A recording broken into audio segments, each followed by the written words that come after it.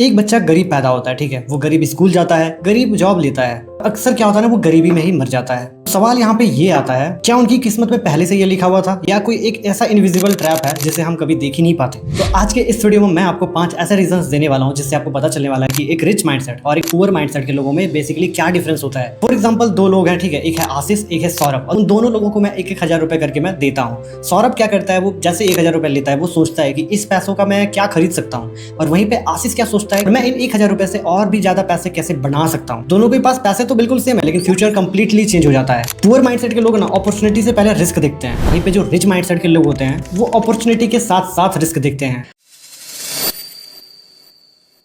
अगर मैं आपसे पूछूं कि दुनिया का सबसे वैल्यूएबल एसेट्स क्या है, तो आपका जवाब क्या निकलेगा? या तो पैसा या तो पावर। लेकिन एक समय के बाद पैसा भी खत्म हो जाता है, या फिर अगर पैसा आपका खत्म भी हो गया तो उसे वापस से कमाया जा सकता है। सेम बेसिकली वैसा ही होता है। अगर आपका पास पावर है तो वो कभी ना कभी खत्म हो ही जाएगा, या आज अगर आपके पास पावर नहीं है तो कभी ना कभी आप पावर भी हासिल कर लोगे। तो मेरे कहने का मतलब है, ऐसा क्या चीज है जो एक बार आपकी लाइफ से चली गई वो दोबारा आपके पास आएगी नहीं, और वही सबसे वैल्यूएबल एसेट्स होता है हमारा टाइम। आप ऐसे ही दिन के 3-4 घंटे फिजूल की रील्स स्क्रॉलिंग में बिता देते हो, या फिर ऐसे ही किसी से गप्पे लगाने में, या फिर अपने फ्रेंड्स से कॉल पे बात करने में, या फिर किसी भी ऐसी चीजों में जो आपका टाइम दिन ब दिन 3 से 4 घंटे प्रॉपरली वेस्ट जाता है। और वही टाइम को अगर आप प्रॉपरली यूज करने लग जाओ तो वो साल के बन जाते हैं 1,000 से प्लस घंटे। जो आपका वेस्ट जा रहा था वो अगर आप किसी स्किल्स को सीखने में लगा दो तो वही वैल्यूएबल टाइम आपको कितना कुछ रिटर्न दे सकता है। तो अगर आपके पास अगर फिजूल के 2 से 3 घंटे का टाइम मिल रहा है आपको डेली का, अगर वही टाइम आप सही तरीके से यूज करना सीख जाते हो ना, तो देखो टाइम एक ऐसी चीज है जिसमें अगर आप कितना भी इन्वेस्टमेंट कर दो, सही चीजों में इन्वेस्ट करोगे तो आपको सही चीजें देखने को मिलेगा फ्यूचर में। अगर आप गलत चीजों में इन्वेस्ट करोगे तो आपको गलत ही देखने को मिलेगा फ्यूचर में।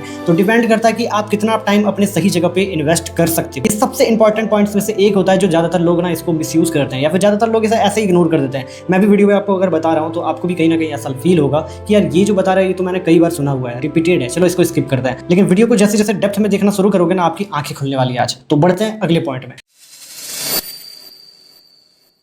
ये सबसे डेंजरस ट्रैप है, पता है। आपकी सैलरी 20,000 है या 40,000, आपका प्रमोशन 60,000 भी अगर हो जाए तो आपकी लाइफस्टाइल बहुत ज्यादा चेंजेस नहीं होने वाली है अगर आपका माइंडसेट भी कुछ इस तरीके से है। तो सैलरी आपकी फॉर एग्जांपल अगर आप 20,000 की थी, अगर वही प्रमोशन होकर आपकी 40,000 हो जाती है तो आपको क्या हुआ? खुशी हुआ, राइट। खुशी खुशी में आपने लोगों को दिखाने के लिए एक नया फोन ले लिया, नई बाइक ले ली, एक्सपेंसिव क्लोथ पे खर्च करने लगे, और कुछ महीनों बाद अकाउंट का जो बैलेंस है वो 0 हो जाता है। और गेम वहीं पे खत्म नहीं होता। रिच दिखना और रिच लगना ये दोनों बेसिकली बहुत डिफरेंस है। फॉर एग्जाम्पल अगर आप रिच दिखना चाहते हो तो आप क्या करोगे? महंगे चीजें खरीदने में लग जाओगे, महंगे शो ऑफ करने लग जाओगे, महंगी महंगी कारें या महंगा बाइक या फिर महंगे फोन्स या महंगे क्लोथ्स। आप सोचने लगते हो कि अगर मैं इन सारी चीजों में अगर इन्वेस्ट में करना शुरू करता हूं तो कहीं ना कहीं मैं भी रिच कैटेगरी में आ जाऊंगा। लेकिन प्रॉपर जो रिच होते हैं ना, जो प्रॉपरली जो रिच माइंडसेट के लोग होते हैं, वो क्या करते हैं? एसेट्स खरीदने में अपना ज्यादा फोकस करते हैं। कपड़े भले ही सिंपल फॉर्मल नॉर्मल पहनते हो, लेकिन उनका जो माइंडसेट होता है वो हमेशा इन्वेस्टमेंट, एसेट्स खरीदना, इन सारी चीजों में ज्यादा वो टाइम देते हैं।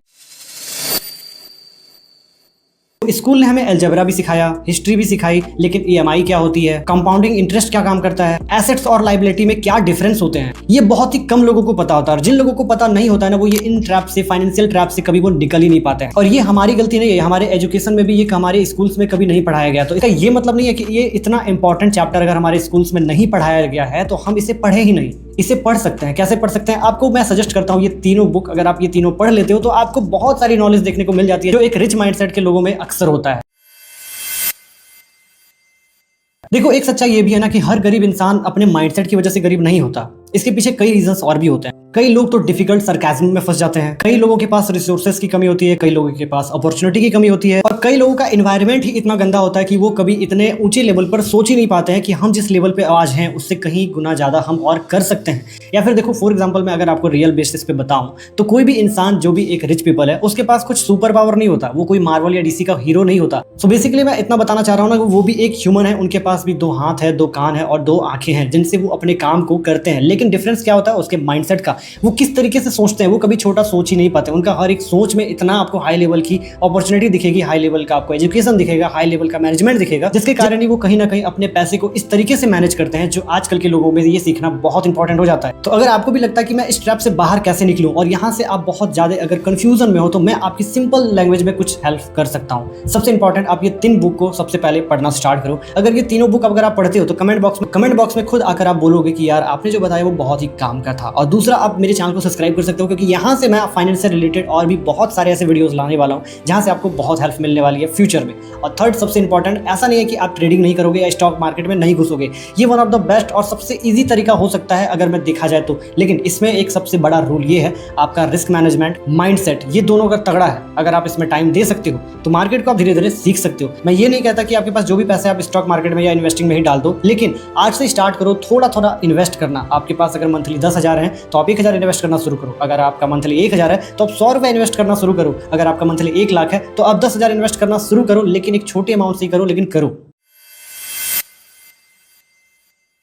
अमीर और गरीब के बीच ना बहुत ज्यादा डिफरेंस नहीं होता, उसका पीछे का सबसे बड़ा जो डिफरेंस होता है ना वो होता है डिसीजन लेने। 1 घंटा आप कम अगर सोशल मीडिया पे टाइम देना शुरू करोगे तो इससे आपका कुछ बिगड़ नहीं जाएगा, लेकिन इससे आपका बहुत कुछ सुधर सकता है अगर आप सही स्किल सीखने में अपना टाइम देते हो तो। 1 घंटा इनफ होता है। अगर आप किसी भी स्किल्स में मास्टर हासिल करना चाहते हो ना तो रोज का 1 घंटा कंसिस्टेंसी से 6 महीने में आप इंप्रूवमेंट देखना शुरू कर दोगे।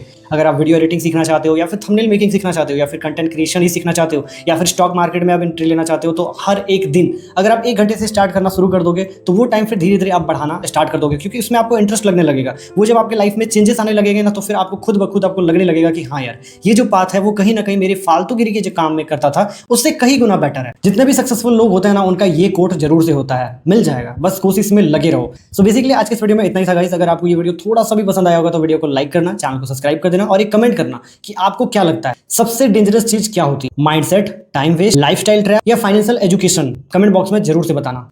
मिलते हैं किसी अगले वीडियो में, तब तक के लिए आप मेरा चाहो तो ये साइकोलॉजी सीरीज भी देख सकते हो अगर आपको इंटरेस्ट है ट्रेडिंग में तो। Take care, bye bye.